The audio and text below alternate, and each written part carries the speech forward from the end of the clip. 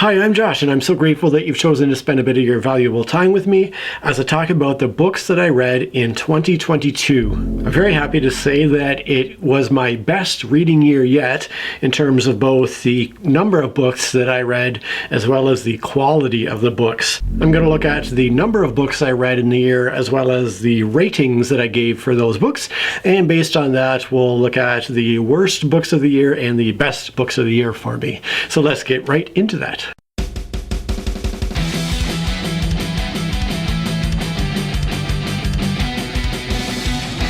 We'll start off by looking at the total number of books read, and this really isn't that important a number for me. I never really set goals in terms of the number of books I want to read in a year. The only kind of problem arose was that due to the number of books I was reading, I was having trouble keeping up with the video reviews that I was putting out because I do like to review every single book that I read. But anyways, by way of comparison, let's look at previous year's numbers. So going back to 2018, I read 6.5 books in 2018 according to my records, so I must have DNF'd something. In 2019, I only read 3 books for myself, and I also read the entire 7 books of the Harry Potter series to my older boy, but only 3 books for me in 2019. In 2020, I read 8 books for myself, plus I read The Hobbit to my older son. In 2021, I doubled that. I got up to 16 books read, and then in 2022, I increased it even further to 22 books in 2022, ironically enough. So the total number of books read has definitely been increasing over the past several years. In terms of the number of books I purchased in 2022, prior to my financial situation kind of going off the rails right at the end of the year there, I purchased 39 books. So I ended up purchasing 17 more books than I read in the year, which, you know, it's not a great balance. Ideally, I like to be buying about roughly as many books as I'm reading. So I expect that 2023 is going to be a little bit more about the reading and a little bit less about the acquiring books, but we'll see how that works out. To look at the game ratings now, if I want to compare to the previous year, apparently 2021 was a pretty bad year in terms of the quality of books I read. My average rating for all books that I read in 2021 was only 6.1 out of 10, which on my ranking scale is only a good. By contrast, the 22 books I read in 2022 have an overall average rating of 7.6 out of 10, which is significantly better.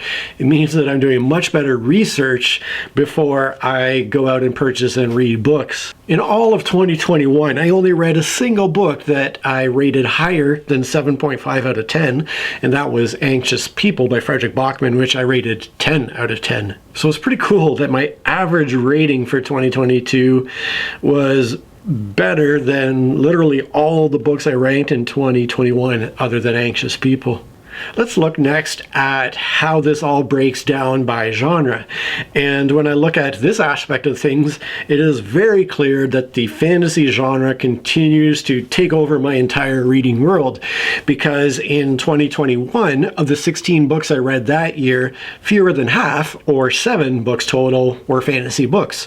Whereas in 2022, of the 22 books that I read that year, 18 of them were fantasy, and only 4 books fell into other genres. So in terms of specific genre breakdown, I read a single science fiction book in 2022, and I rated that book 7.5 out of 10. I read 3 historical fiction books that had a terrible average rating of 5.8 out of 10, which I'll get to when I talk about the worst of the year.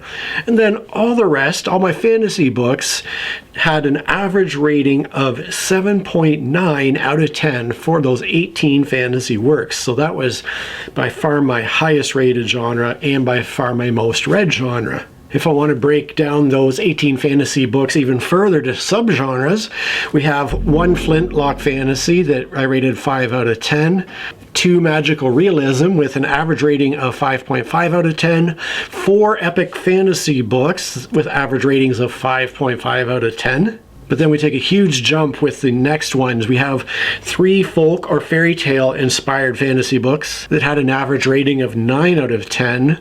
We have 3 young adult fantasy books with average ratings of 9.2. We have 2 steampunk that averaged to 9.5 out of 10. And we had 3 grimdark books which were perfect 10 out of 10s. What absolutely astonishes me about this is that 2 of those top 3 subgenres are ones that I really never would have explored of my own initiative. I personally tend to avoid young adult books because I am not a young adult, and I no longer really relate to that kind of coming of age and that sort of stage of life. Although I'm also not a fantasy warrior, and so I guess to say that I relate to other fantasy works more is maybe a little bit silly, but I mean, I generally avoid young adult, and yet they were one of the highest ranked books that I read. The other one, the very top of the top, the grimdark, is one that I was never interested in exploring. I've always said that I love fantasy for its escapism, and I want it to take me to a world that makes me happy and warm and takes my mind out of the real world. And so grimdark was just something I always avoided. But then the more I heard about Joe Abercrombie, spoiler alert, and his, in particular, character work and dialogue and humor, which are some of the most important things for me when it comes to reading, I thought, okay, I got to give this a go. And it surprisingly turned out to be the biggest hit of the year. So with that in mind, let's move on to my worst and best of the year. Just before I do so, let me take a quick second to send out a huge thank you to my Patreon supporters, especially to my higher tier supporters, Abe O, Joanna, and King Booty, and my even higher tier supporter, Asmondas Perfect. Whether you're a new supporter or a long-term supporter, it really means the world to me, and I am so grateful for you. So let's next get into the worst and best of the year.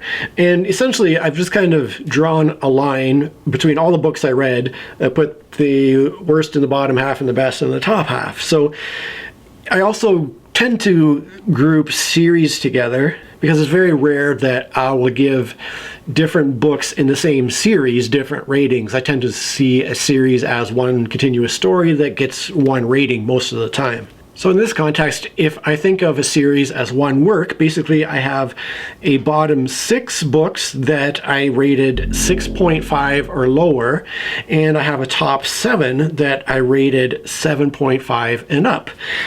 So starting with the bottom 6 then, working in order from highest rated to the lowest rated books of the year, we have Armageddon in Retrospect by Kurt Vonnegut, which I rated 6.5 out of 10. This was both surprising and disappointing given the massive esteem in which I hold Kurt Vonnegut. I've said before that his books of collections of essays and speeches are literally the best books that have ever been printed from my personal point of view.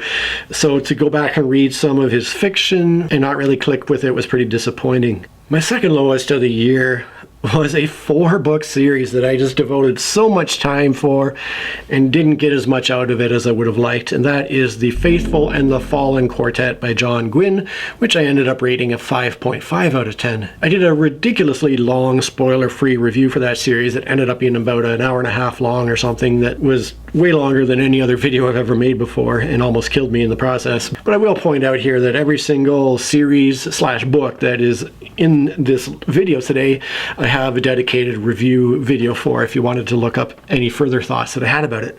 So continuing on, the worst of the year at 5.5 out of 10 as well is The Ocean at the End of the Lane by Neil Gaiman.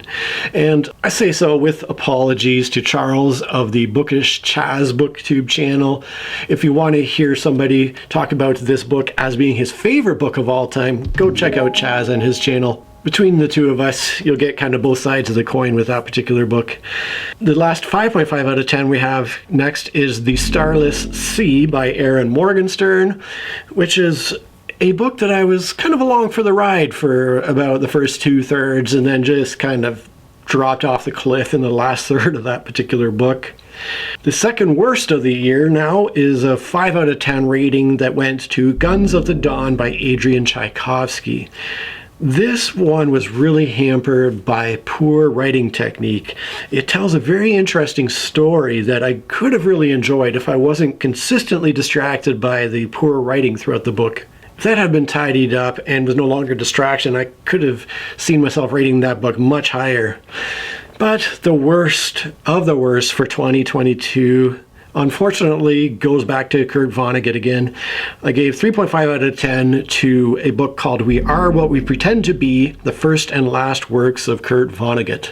Once again, his fiction just wasn't hitting home with me, unfortunately, and I realized I really got to stick to his nonfiction works to get the most out of Kurt Vonnegut. Now we'll flip that around and look at the top 7 works of the year, and this time we'll go in order from the lowest ranked books to my highest ranked best of the best for the year. And we'll start with a book called Estoril by Dejan Tiago Stankovic, which was very kindly sent to me by one of my viewers. An interesting historical fiction book that I enjoyed quite a bit, and I rated it 7.5 out of 10. The next book I rate the same, 7.5 out of 10, but rank just a touch higher, and that is The Dispossessed by Ursula K. Le Guin, a fascinating anthropological study in the form of a sci-fi book that I found super interesting, although not super entertaining per se. It was more about the ideas that were being presented in the book, as some science fiction works tend to do, but not all of them, obviously. Next is another 7.5 out of 10, and this is The House in the Cerulean Sea by T.J. Klune. Just an absolutely lovely fantasy book with the cutest characters and just a sweet little love story. Now jumping up to 9 out of 10, I have the first trilogy of the Seven Waters Silly, but... Seven Waters Silly? The first trilogy of the Seven Waters We have the first trilogy of the Seven Waters series by Juliette Marillier. This one needs a bit of an asterisk, however, because I am currently on book 6 of the Seven Waters series, obviously the end of the second trilogy, and I'm realizing that I think I was a little overly generous with my rating of the first 3 books of the series. I think with further reading of this series and further comparison of other works, I think it doesn't stand up quite as well as I initially thought it did. That's due to a couple of different reasons. One is that as I read new books, which I'm going to talk about in a second, that end up being my very favorite books of all time, my whole scale changes. The 10 out of 10 books kind of get higher and everything else drops just a tiny bit as I read better books. And then as well, as I start to compare previous works that I read to some of these amazing books, the comparison is going to cause just a slight drop as well in other ratings. So based just on how I rated those 3 books originally, I will give them a 9 out of 10 rating for this ranking. Don't be surprised though if I end up going back to Goodreads and dropping some of those ratings, and that changes slightly. Now, they're still great books, don't get me wrong. I'm not saying that they're bad books by any means. I think the 3rd book, though, of that first trilogy, I ranked a little too high, and I think I did that maybe just to keep the average rating of the 3 books at a nice, easy 9 out of 10, but I really didn't enjoy that 3rd book as much as my rating would imply, I don't think. So I'll go back to Goodreads at some point and correct my ratings, and I do that actually. I find that I tend to rate books pretty highly right after I read them. Then with further reflection and further comparison to other books, sometimes my ratings will drop slightly, and so while I can't really change them in my review videos, I do try to keep up to date on my Goodreads rankings. But anyways, the top 3 now, we are getting into 9.5 out of 10 territory with the Clock Tower Wars duology by T. Kingfisher, the last 2 books that I read in the year. And obviously I just put out a video reviewing those books recently, so you can feel free to check out that video. But it's just a purely fun steampunk duology that is written in the most whimsical and humorous and enjoyable manner, and it's just, like I said, a fun read. Number 2 for the year is also my number 2 ranked fantasy series / books of all time, and that is The Strange the Dreamer duology by Laini Taylor, which I rated 10 out of 10. This is one of those YA series that I was talking about, where I might never have picked up the books had I been aware that they were classified as young adult books. But I'm so glad I did, because they are just so beautifully written, such a fascinating story, such an interesting take on the fantasy genre, that it definitely deserves to be ranked number 2 of all time in the fantasy genre for me.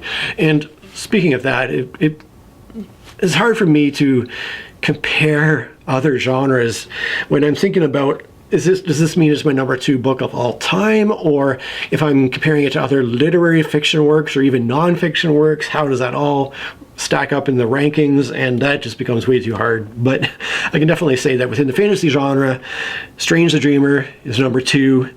My number 1 fantasy series books of all time are the First Law trilogy by Joe Abercrombie, which I rate 10 out of 10. This grimdark series that I was avoiding reading simply because it was grimdark, but just the characters, the dialogue, the themes that were explored in this trilogy, which was just incredibly well done. There's no doubt that I'm going to get to some more Joe Abercrombie in 2023, just as I've already gotten back to Juliette Marillier and the Seven Waters series early this year. But I don't know how any books that I read this year can possibly top those ones. You never know though, because like I said, when I do read those new best books, that 10 out of 10 ceiling just gets higher and higher. So that was my year. I would love to know what your number 1 book you read in 2022 was. Also, is there a book that really surprised you? Like I said, I was surprised to enjoy some young adult books and some grimdark books so much. Are there any that were big surprises for you? And then is there anything that you're really excited to read in 2023? Please do go down into the comments and let me know. I would love to carry on the conversation with you, and I just really appreciate you watching. Cheers. The preceding video has been brought to you free of charge by me, Josh. The only thing I ask in return is that you could do one of the following: give me a thumb up, push the subscribe button, or share the link to this video with somebody who you think would enjoy it. Cheers. As I talk about the year of 2022 as it relates to...